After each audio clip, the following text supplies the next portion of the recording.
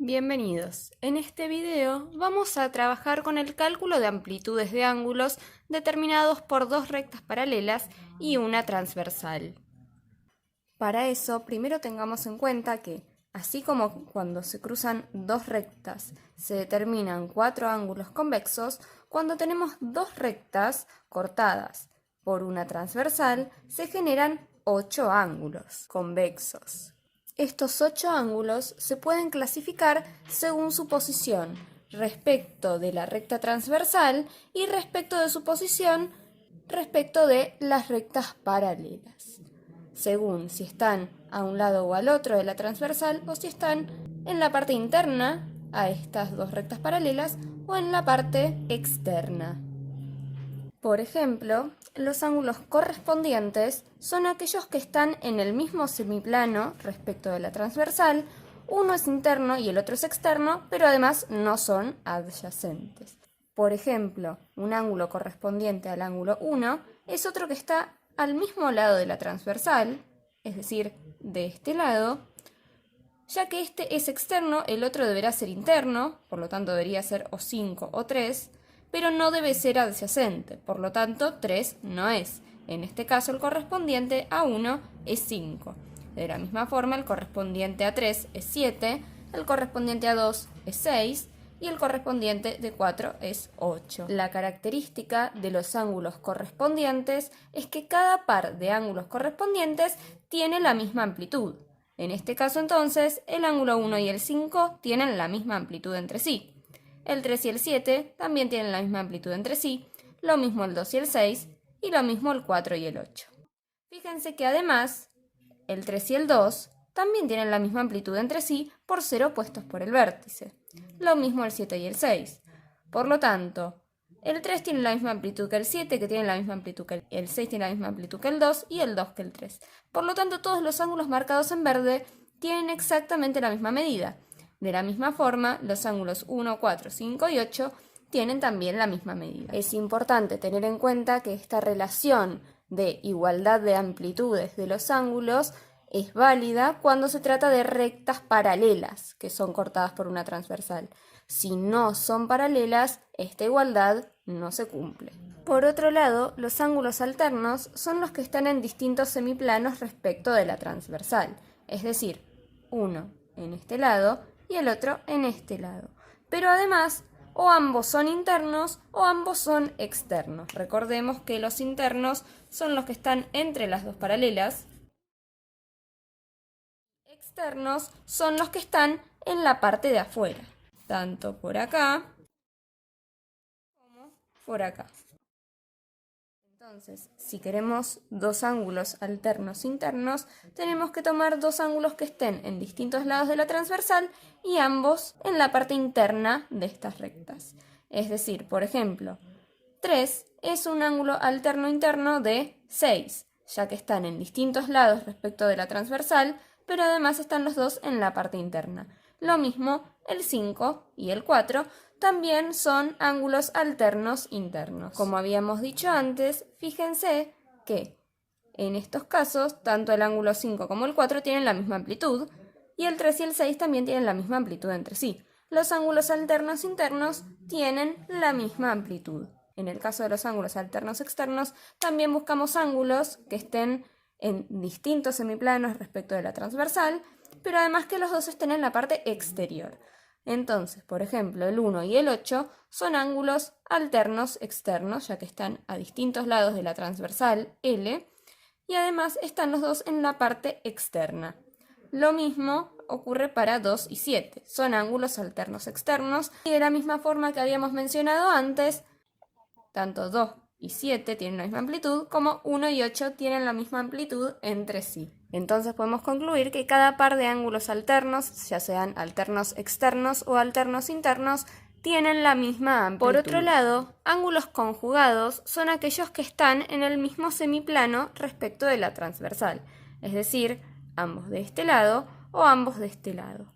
Al igual que con los ángulos alternos, nos vamos a enfocar exclusivamente en los que son ambos internos o ambos externos. Entonces, un par de ángulos conjugados internos es, por ejemplo, ya que están del mismo lado de la transversal, deben ser dos que estén de este lado. Y si son ambos internos, los conjugados internos entonces son 4 y 6. De la misma forma, si miramos este lado de la transversal, los conjugados internos son 3 y 5. En cambio, conjugados externos son, si miramos este lado de la transversal, 2 y 8. Y si miramos este lado de la transversal, los conjugados externos son 1 y 7. Entonces, veamos cuál es la relación entre los pares de ángulos conjugados, ya sean internos o externos. En este caso, si miramos los ángulos 2 y 4 son ángulos adyacentes, por lo tanto suman 180 grados. Y a su vez habíamos visto que el ángulo 2 y el ángulo 6 tienen la misma amplitud, ya que son correspondientes, como vimos anteriormente. Entonces, si 2 y 4 suman 180 grados, dado que 6 tiene la misma amplitud que 2, entonces 6 y 4 van a sumar 180 grados. Lo mismo ocurre en el caso de 5 y 3, en el caso de 8 y 2 y en el caso de 7 y 1. Siempre los pares de ángulos conjugados, ya sean conjugados internos o conjugados externos, suman 180 grados. Es decir, son ángulos suplementarios. Lo que me interesa destacar de estos 8 ángulos que se formaron al cruzarse dos rectas paralelas con una transversal es que en estos 8 ángulos que quedaron determinados hay solamente 2 amplitudes. Todos los ángulos marcados en rojo son iguales y todos los ángulos marcados en verde también son iguales. Recuerdo nuevamente que si las rectas no son paralelas, estas relaciones que encontramos acá no se cumplen. Sí habrá ángulos correspondientes, ángulos alternos internos y externos y demás, pero no se cumplen estas relaciones si las rectas que tenemos cruzadas por la transversal no son paralelas. Ahora sí, vamos a calcular las amplitudes de algunos de los ángulos que quedan determinados al cruzarse dos rectas paralelas por una transversal. En este caso las paralelas son L1 y L2, como nos indica acá el problema, y la recta L es la transversal. Quedan determinados entonces 8 ángulos. En este caso solamente tenemos el dato de que el ángulo que está marcado con rojo tiene una amplitud de 100 grados y debemos hallar también a las amplitudes de alfa y de beta. Entonces lo que nos conviene hacer es encontrar relaciones de estos ángulos con el ángulo del cual tenemos un dato. Por ejemplo, el ángulo beta es correspondiente al ángulo marcado con rojo, ya que ambos están en el mismo lado de la transversal. Uno es interno, el otro es externo y no son adyacentes. Lo podemos pensar de otra forma, que están en la misma posición. Ambos son los que están arriba a la derecha. Este está arriba a la derecha y este también está arriba a la derecha. Tienen la misma posición relativa. Por lo tanto, son correspondientes y como además estas dos rectas, L1 y L2, son rectas paralelas, sabemos que los correspondientes tienen la misma amplitud. Por lo tanto, el ángulo beta va a medir lo mismo que el ángulo marcado con rojo, es decir, 100 grados. Esto se da porque son correspondientes. También podríamos conocer la amplitud de alfa a partir de reconocer que son el ángulo alfa y el ángulo marcado con rojo ángulos alternos externos, ya que están a distintos lados de la transversal y ambos están en la parte exterior a las rectas paralelas. Entonces, el ángulo alfa y el ángulo de 100 grados medirían lo mismo, ya que los ángulos alternos externos, particularmente como en este caso, tienen la misma amplitud. Por lo tanto, alfa también tiene una amplitud de 100 grados. Pero hay otras formas de llegar a la amplitud de alfa. Fíjense que además de ser el ángulo rojo y alfa ángulos alternos externos, además alfa y beta son ángulos opuestos por el vértice. Y si conocemos la amplitud de beta, que la averiguamos hace un instante, y sabemos que es de 100 grados, también podríamos haber llegado a la amplitud de alfa diciendo que la amplitud es de 100 grados por ser opuesto con el vértice a beta. En este caso tenemos marcado un ángulo con rojo que mide 89 grados 30 minutos y debemos obtener las amplitudes de alfa, beta y gamma. En principio podemos obtener fácilmente la amplitud de alfa, dado que el ángulo marcado con rojo y alfa son ángulos opuestos por el vértice. Por lo tanto, tendrán la misma amplitud. Por otro lado, podemos averiguar la amplitud de beta distinguiendo que es un ángulo correspondiente con el ángulo rojo, ya que ambos están del mismo lado de la transversal, uno es interno, el otro es externo y no son adyacentes.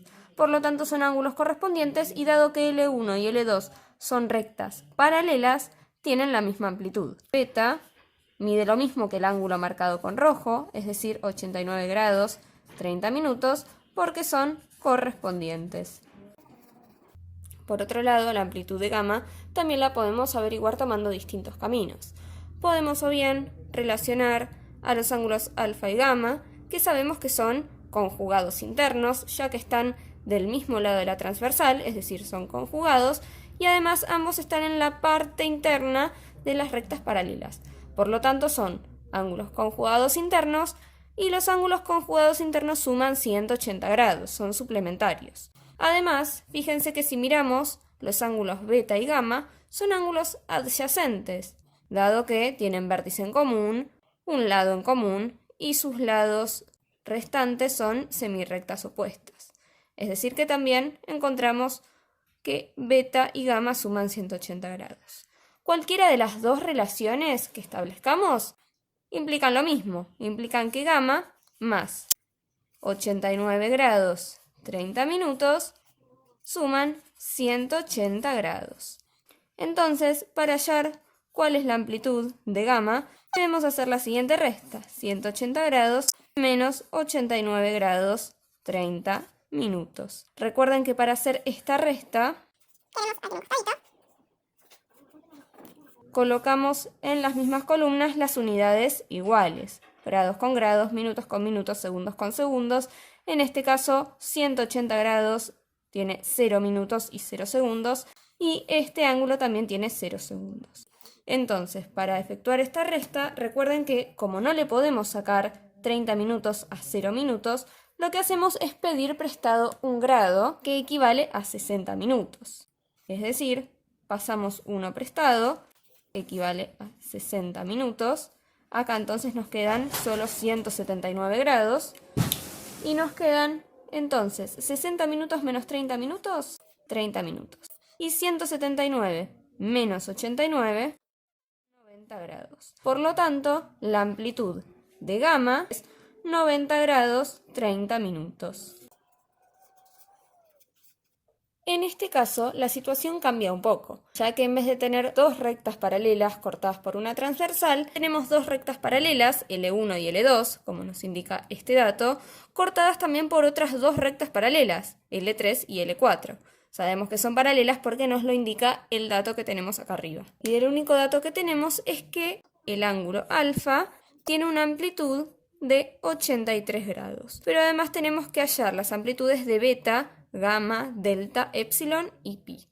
¿Cómo hacemos eso? Averiguando también las relaciones que hay entre los distintos ángulos determinados por rectas paralelas cortadas por una transversal. Por ejemplo, vamos a mirar parcialmente este dibujo. Vamos a mirar únicamente, por ejemplo, esta parte, donde tenemos dos rectas paralelas cortadas por una transversal. Si miramos solo esta parte, primero entonces deberíamos averiguar cuáles son las amplitudes de epsilon y de pi.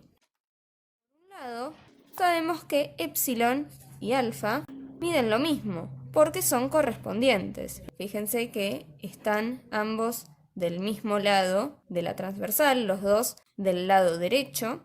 Uno es interno y el otro es externo y no son adyacentes, es decir, son correspondientes. Y como son ángulos correspondientes determinados por dos paralelas, sabemos que tienen la misma amplitud. Por eso notamos que epsilon es igual a alfa. Epsilon tiene una amplitud de 83 grados, que es la amplitud de alfa. Además queremos la amplitud de pi.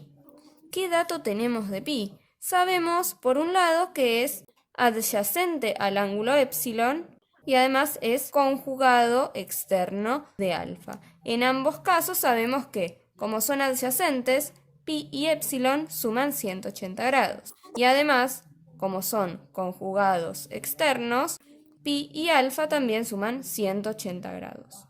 Es decir, que en cualquiera de los dos casos, pi más 83 grados suma 180 grados. En este caso entonces tenemos que pi más la amplitud de epsilon, que es de 83 grados, suman 180 grados, o sea que la medida de pi es 180 grados menos 83. Ahora podemos continuar obteniendo las amplitudes de los ángulos restantes. Miremos entonces esta parte del gráfico. También tenemos dos rectas paralelas, L3 y L4, como nos indica este dato, son paralelas cortadas por otra recta. En este caso, el único que conocemos de los tres es alfa. Entonces tratemos de buscar relaciones entre alfa y los ángulos dados. Por ejemplo, alfa y beta son correspondientes. Por lo tanto, beta mide exactamente lo mismo que alfa. Además, fácilmente podemos hallar la amplitud de gamma, ya que beta y gamma son ángulos opuestos por el vértice. Por lo tanto, sus amplitudes son iguales. Entonces, lo único que nos falta averiguar es la amplitud del ángulo delta. Para eso, nuevamente, ya que estamos buscando relaciones entre ángulos determinados por paralelas cortadas por una recta transversal, tapamos una parte del gráfico para que nos queden solamente dos paralelas cortadas por una transversal. Podríamos tapar de esta manera, que nos queden dos rectas paralelas cortadas por una transversal, o de esta manera. Nos quedan de esta forma también dos rectas paralelas cortadas por una transversal. En este caso podemos ver que delta y gamma son ángulos correspondientes, ya que están del mismo lado de la transversal L3, están los dos del lado izquierdo, uno es interno, el otro es externo, y no son adyacentes. Es decir, que el ángulo delta tiene una amplitud exactamente igual que la del ángulo gamma.